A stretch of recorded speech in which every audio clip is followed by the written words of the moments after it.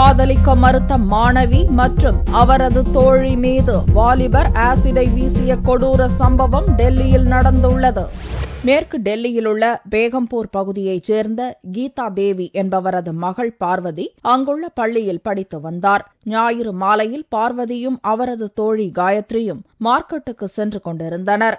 அப்போது அங்கு வந்த மனோஜ் என்ற வாலிபர் இருவர் மீதும் ஆசிடை ஊற்றிவிட்டு தப்பிச் சென்றார்.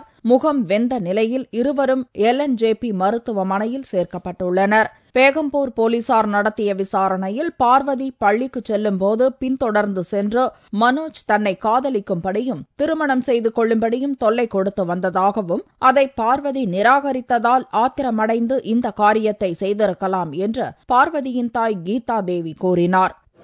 एक आउटर डिस्ट्रिक्ट में एक इस तरह का मामला सामने आया है जिसमें 2 लड़कियों पर तेजाब फेंका गया है. जिसने तेजाब फेंका वो आइडेंटिफाइड है. हम उसे पकड़ने की कोशिश कर रहे हैं. போலீசாரால் தேடப்பட்டு வரும் குற்றவாளி மனோஜுக்கு ஏற்கனவே திருமணமாகிவிட்டது என்பது குறிப்பிடத்தக்கது.